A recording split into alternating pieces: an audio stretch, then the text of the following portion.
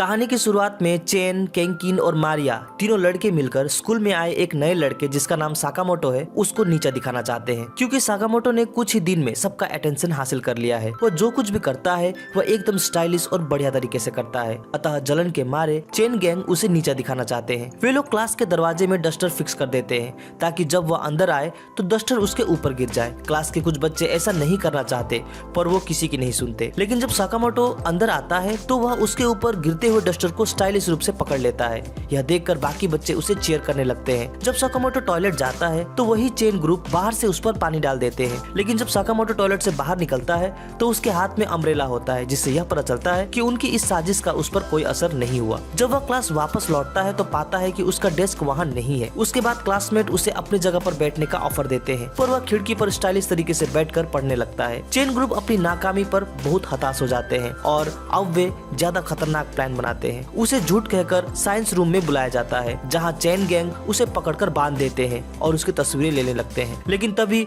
उनकी सिगरेट से रूम में आग लग जाती है। वे डर जाते हैं और रूम से बाहर निकलना चाहते हैं, पर दरवाजा भी ब्लॉक हो जाता है। सभी बहुत घबरा जाते हैं, पर साकामोटो नहीं, वो चुपचाप बैठा है। फिर वह थोड़ी देर बाद उठता है और आग के चारों ओर उछलने लगता है। ग्रुप को ऐसा लगता है कि वो आग को बढ़ने से रोक रहा है, जिसके कारण वो भी वैसा ही करने लगते हैं। लेकिन साकामोटो ऐसा इसलिए कर रहा था ताकि नीचे बैठे टीचर्स को उनके पाँव की आवाज सुनाई दे। वो इस दुर्घटना की जिम्मेदारी अपने ऊपर ले लेता है और वहाँ से चला जाता है। इसके बाद इस ग्रुप का साकामोटो के प्रति जो विचार था वह बदल जाता है। अगले दिन शीरा क्लास की लड़कियों को इम्प्रेस करने के लिए मैगजीन में छपी अपनी मॉडलिंग की तस्वीरों को दिखाता है, लेकिन लड़कियां उसमें इंटरेस्टेड नहीं है।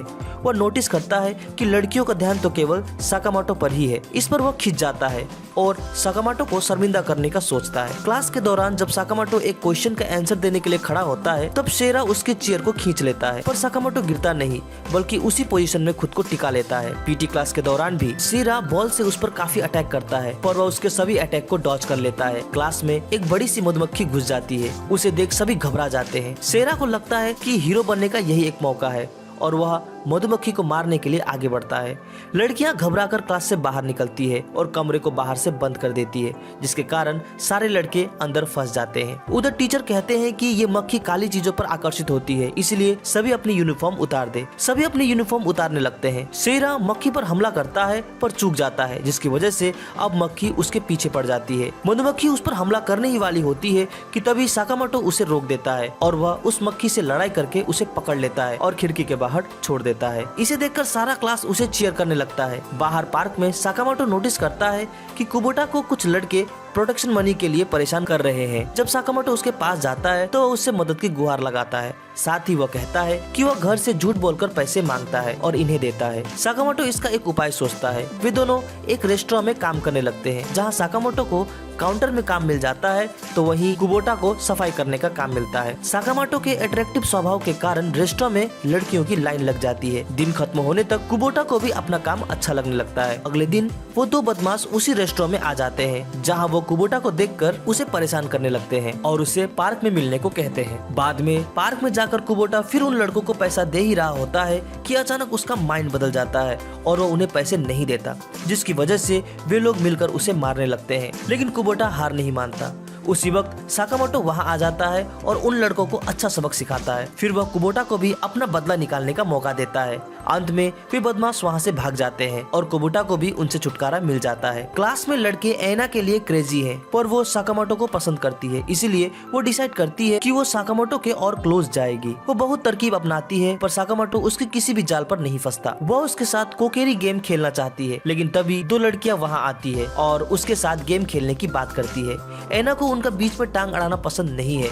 उसे लगता है कि ये लड़कियां उसके प्लान को बर्बाद करने आई है। तभी साकामोटो कहता है कि तुम लोग आपस में खेलो, मैं यहाँ बैठकर देखूंगा। यह एक प्रकार का जादुई गेम था। गेम के दौरान गलती से उनसे कॉइन गिर जाता है, जिसके कारण गेम की आत्मा साकामोटो के शरीर को वश में कर लेती है। लड़कियां उस आत्मा को साकामोटो के शरीर को छोड़ने की प्रार्थना करने लगती है। इस पर वो आत्मा कहती है कि वो लोग उसके लिए एक सेक्रेट आर्च बनाए या फिर वो साकामोटो के शरीर को जंगल में ले जाएगी। लड़कियां मिलकर आर्च बनाने लगती है। आर्च बनाने के बाद गेम की आत्मा साकामोटो के शरीर से निकल जाती है और वो लड़कियां राहत महसूस करती है और दोस्त बन जाती है। हमें पता चलता है कि साकामोटो वास्तव में एक्टिंग कर रहा था ताकि लड़कियां आपस में मिलकर रहें। सीनियर स्टूडेंट जूनियर की रैगिंग कर रहे हैं, वे उनसे काम करवा रहे हैं और अपने खाने की चीज मंगवा रहे हैं। उनमें से एक साकामोटो को भी अपना काम कराता है। जब उसे किसी चीज की जरूरत होती है तो वो सीटी बजाकर साकामोटो को बुलाता है।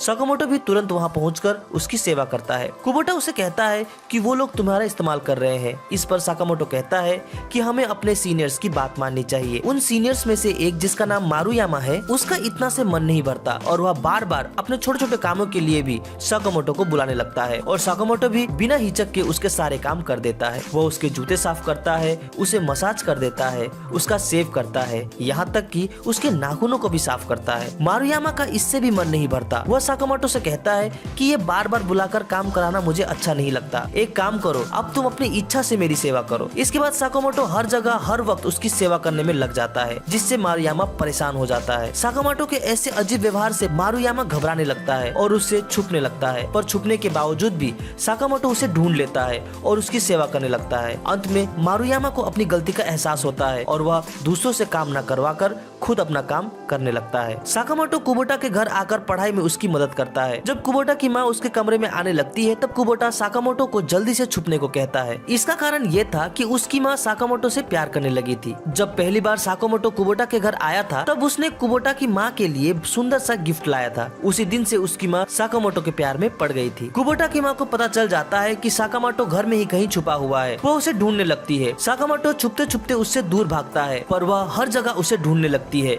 अंत में साकामोटो एक झूठा एग्जिट का दिखावा करके बच जाता है। फिर कुबोटा की माँ एक टीवी सीरीज देखने बैठ जाती है जिसका एक्टर बिल्कुल साकामोटो जैसा ही होता है। साकामोटो हमेशा बिल्कुल लास्ट मोमेंट पर स्कूल पहुंचता है, इसलिए उसके जिम टीचर को यह अच्छा नहीं लगता।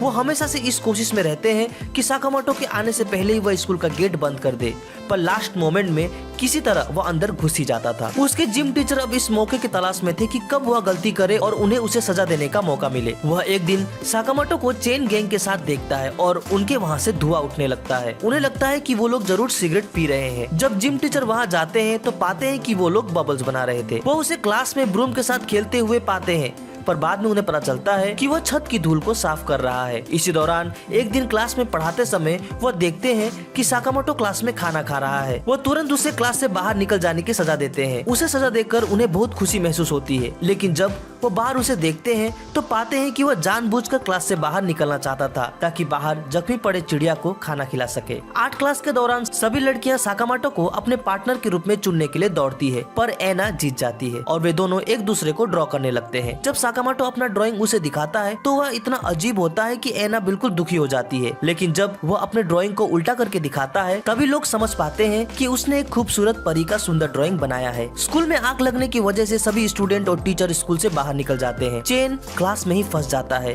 साकामोटो उसे बचाने के लिए वहाँ चला जाता है। वो खिड़की से उसे नीचे उतारता है और खुद अपने बनाए हुए पैराशूट की मदद से नीचे उतरता है, जो कि इतना शानदार लगता है कि सभी उसे देखकर तालियां बजाने लगते हैं। चेन ग्रुप एक गड्ढा बनाता है ताकि वहाँ से गुजरने वाले लोग उसमें गिर जाए और उन्हें मजा आए। तभी साकामोटो वहाँ से गुजरता है और उस गड्ढे पर गिर जाता है। वो लोग उसे बचाने के लिए वहाँ जाते हैं पर साकामोटो वहाँ नहीं होता। वो 3 दिन तक पूरे शहर में उसे ढूंढते रहते हैं पर साकामोटो का कुछ पता नहीं चलता। अंत में हार कर वे उसी गड्ढे के सामने बैठ जाते हैं और साकामोटो के अचानक गायब होने पर दुखी होते हैं। उन्हें लगता है कि इस गड्ढे से होते हुए जरूर साकामोटो धरती के उस पार पहुँच गया होगा और ब्राजील पहुँच गया होगा। इस कारण चेन भी वहाँ जाने के लिए गड्ढे में कूद जाता है पर कहीं नहीं पहुँचता। बाद में साकामोटो वहाँ आता है और चेन को वहाँ से निकालता है। हमें पता चलता है कि इस दौरान साकामोटो शहर पर ही था पर अपने डिफरेंट आउटफिट में, जिसके कारण किसी ने उसे पहचाना ही नहीं। चेन को यह देखकर खुशी होती है कि साकामोटो बिल्कुल सेफ है। सॉफ्ट बॉल प्रैक्टिस के दौरान साकामोटो की बॉल कुबोटा के चेहरे पर लग जाती है और उसके नाक से खून बहने लगता है। साकामोटो उसे उठाकर रखता है पर फिर भी उसके नाक से खून निकलना बंद नहीं होता, जिसके कारण वो अपनी कमीज फाड़कर उसके नाक पर पट्टी बांध देता है।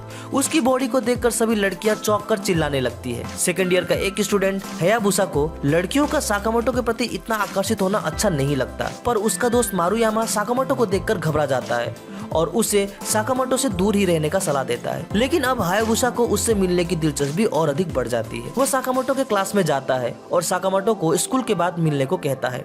हायाबुसा के चेलों को लगता है कि साकामोटो उससे मिलने नहीं जाएगा, इसीलिए वे उसके सामानों को चुरा लेते हैं और हायाबुसा से उसे वापस लेने को कहते हैं। साकामोटो को गुस्सा दिलाने के लिए वे उसके दोस्त कुबोटा के बाल भी काट देते हैं। आखिरकार वह हायाबुसा से मिलने चला ही जाता है। उनमें लड़ाई होने ही वाली होती है कि तभी एक पुलिस ऑफिसर वहां आ जाता है। साकामोटो उस पुलिस ऑफिसर को बताता है कि वो लोग लड़ नहीं रहे थे बल्कि पुश सोमो खेल रहे थे। ऑफिसर को यह गेम बहुत पसंद है, इसलिए वह रेफरी बनने को तैयार होता है और उनमें पुश सोमो की लड़ाई शुरू हो जाती है। वे दोनों अपने मूव से एक दूसरे को गिराने की कोशिश करने लगते हैं। हायाबुसा इसे बहुत सीरियसली ले लेता है और बहुत फोर्स के साथ साकामोटो पर हमला करने लगता है।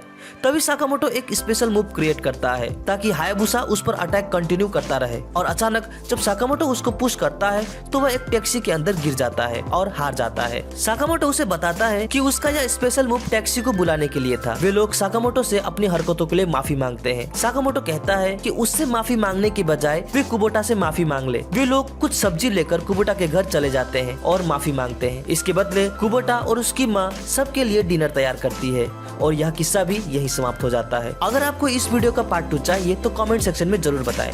वीडियो अच्छी लगी हो तो लाइक और कमेंट जरूर करें। हमसे जुड़ने के लिए चैनल को सब्सक्राइब करें। तो मिलते हैं अपने अगली वीडियो में। Sign out.